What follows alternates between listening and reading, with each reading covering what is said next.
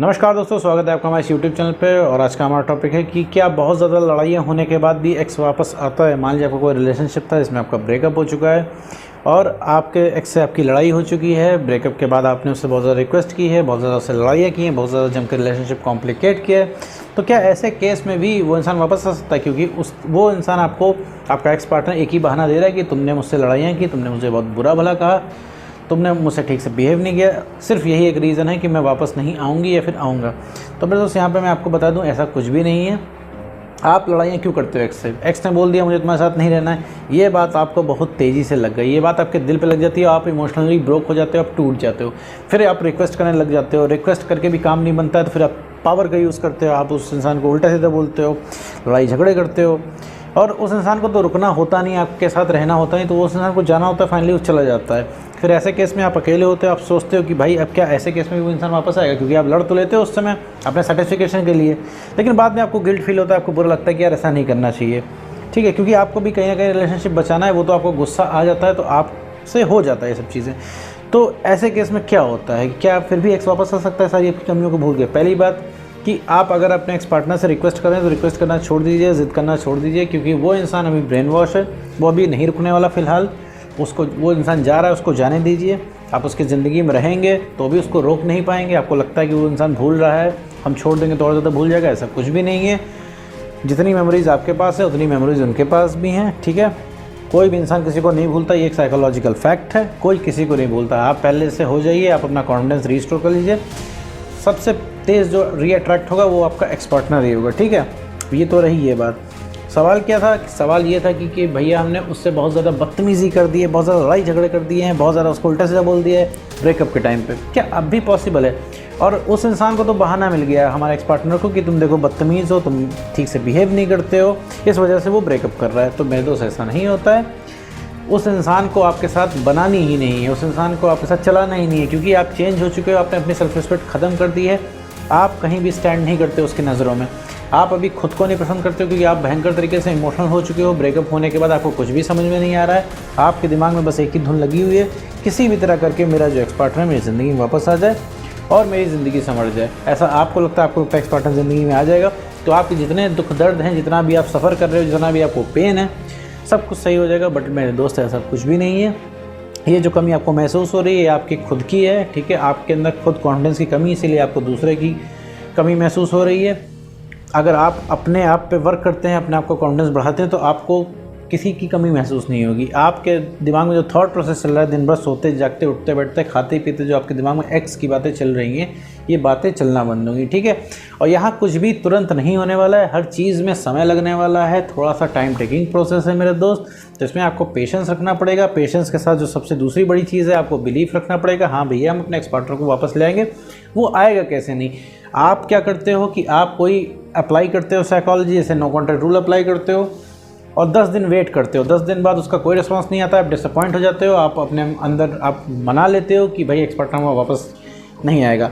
ये आपके अंदर बिलीफ कैसे आया कि एक्स पार्टनर वापस नहीं आएगा? ये बिलीफ इसी से आया कि ब्रेकअप होने के बाद आपने 50 बार उस इंसान से रिक्वेस्ट की, अपने एक्स पार्टनर से, कि भैया हमारी ज़िंदगी में वापस आ जाओ, हमारी ज़िंदगी में वापस आ जाओ, और उसने हर बार आपको मना किया। तो ये आपके दिमाग में बैठ गया कि भैया मैंने सब कुछ करके देख लिया, मैंने उससे रिक्वेस्ट की, मैंने उसको डांटा, मैंने अपने फ्रेंड से कहवाया, मैंने फैमिली से कहवाया।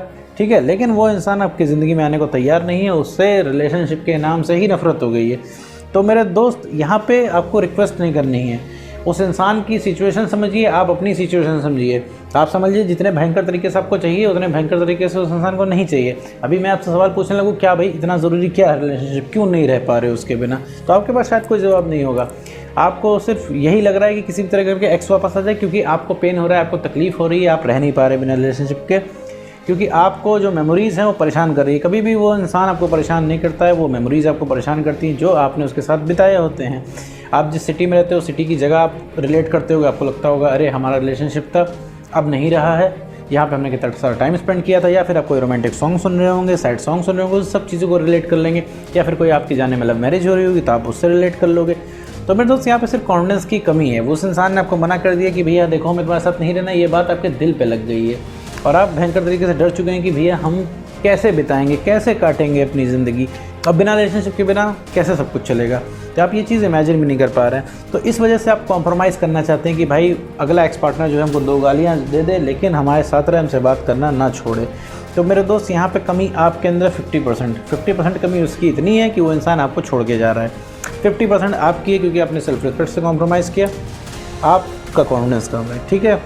कॉन्फिडेंस इसी वजह से कम हुआ क्योंकि आपने सेल्फ रिस्पेक्ट से कॉम्प्रोमाइज़ किया, अगले इंसान की जायज़ बातें मानी, इस वजह से आपने खुद को ही खो दिया। ये गलती सबसे होती है, मैक्सिमम लोगों से होती है, तो इसको रिग्रेट करने की ज़रूरत नहीं, इस पर पछताने की ज़रूरत नहीं है। सब कुछ ठीक हो जाता है, सबके ईगो टूटते हैं, रिलेशनशिप में एक्स वापस आ जाते हैं, बट लेकिन आपके अंदर बिलीफ होना चाहिए और इस चीज़ के लिए आपको खुद पे एफर्ट करना आना चाहिए, ठीक है। अगर आपको एक्स वापस चाहिए तो सुनने में बहुत अच्छा है, एक्स वापस आ जाता है, लेकिन उसके बराबर की मेहनत करनी होगी, ठीक है। आपका कैसा भी ब्रेकअप हुआ हो, कितना भी आपने कॉम्प्लिकेट किया हो, कुछ भी किया हो, हर केस में एक्स वापस आ जाता है। मुझे लगातार इस पे क्वेश्चंस आते थे कि सर इस पे वीडियो बनाओ कि मतलब एक्स किस केस में वापस आता है, मैंने यहाँ कॉम्प्लिकेट किया, मैंने वहाँ कॉम्प्लिकेट किया। कुछ नहीं होता है मेरे दोस्त, वो इंसान जब एक बार आपके साथ रिलेशनशिप में था तो दोबारा भी आ सकता है। आप क्या करते हो, आप चेंज हो जाते हो। आप अभी अपने आप को देखो, आप खुद अपने आप को नहीं पसंद कर रहे हो तो कैसे उम्मीद कर सकते हो कोई दूसरा इंसान आपको पसंद करे। जब आप अपनी खुद इज्जत नहीं कर रहे हो तो कोई दूसरा इंसान आपकी इज्जत नहीं कर पाएगा। पहली बात, आप वो इंसान ही नहीं रह गए हो जिस इंसान को आपके एक्स पार्टनर ने प्यार किया था। आप डिफरेंट पर्सनैलिटी बन चुके हो, आप चेंज हो चुके हो।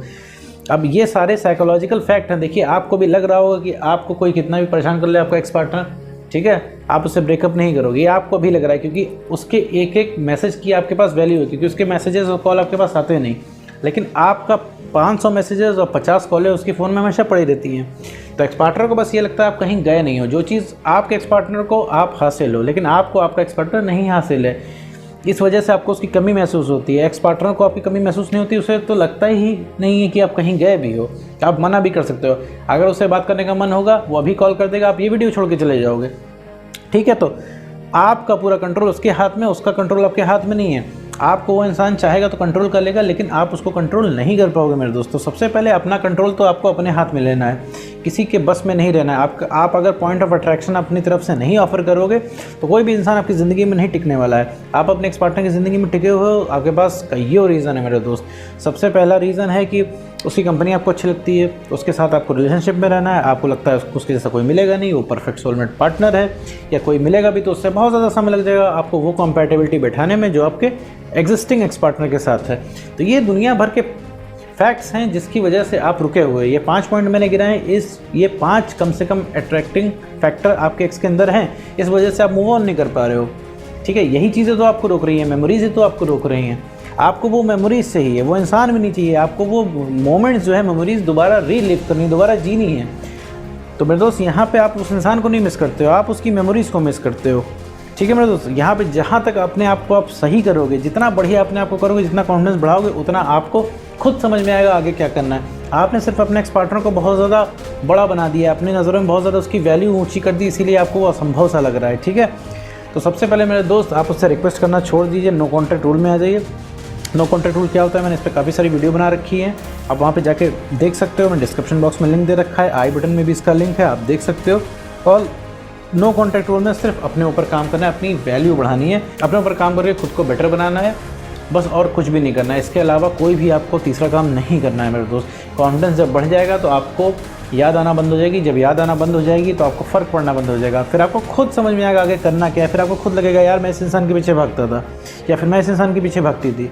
तो आपको अभी सेल्फ रियलाइजेशन की ज़रूरत है, आपको खुद अभी प्यार की ज़रूरत है मेरे दोस्त। अभी आप किसी को प्यार करने के लायक नहीं हो, तो मेरे दोस्त अभी आप किसी को प्यार करने की हालत में नहीं हो मेरे दोस्त, ठीक है। तो यहाँ पे खुद को सही करना है। फिर से वापस मुद्दे पे आते हैं, कितना भी कॉम्प्लिकेट आपने ब्रेकअप के बाद रिलेशनशिप को किया हो, कोई फ़र्क नहीं पड़ता। अगर आप अपना पुराना खोया हुआ कॉन्फिडेंस ले आते हैं, सेल्फ रिस्पेक्ट मेंटेन करते हैं, तो भाई एक्स को आना ही पड़ेगा। सबसे पहले जो कोई रीअट्रैक्ट हुआ वो एक्स रीअट्रैक्ट हुआ, क्योंकि भयंकर तरीके से उसको आपकी याद आने लगेगी, और उसको एक बार याद आने लग गई तो फिर इसके बाद आपको कुछ नहीं करना है, फिर बस बैठ के देखना ही है, ठीक है। लेकिन सबसे पहले, इससे पहले थोड़ा सा कठिन रास्ता आता है अपने आप को बेटर करने का, क्योंकि इसमें ढेर सारा बिलीफ चाहिए होता है और ढेर सारा पेशेंस चाहिए होता है। अपने पसंद का एक काम ज़रूर करें डेली, जो करके आपको अच्छा लगता हो, जो करके आपको खुशी मिलती हो। इससे आपको वर्थफुल फील होगा, आपको बढ़िया फील होगा, और आपके अंदर कॉन्फिडेंस बढ़ेगा धीरे धीरे। हर चीज़ धीरे धीरे होगी, ऑल ऑफ सडन कुछ भी नहीं होगा, रातों रात कुछ भी चेंज नहीं होगा। आप अपने ऊपर वर्क कीजिए, अपनी सेल्फ रिस्पेक्ट को मेंटेन कीजिए और कॉन्फिडेंस बढ़ाइए। तो आपका एक्स बिल्कुल ज़रूर से रीअट्रैक्ट होगा, आपका उस एक्स पार्टनर को आपकी ज़िंदगी में वापस आना ही होगा। तो उम्मीद करता हूँ आपको दोस्तों ये वीडियो समझ में आया होगा। तो आज की वीडियो में से इतना ही।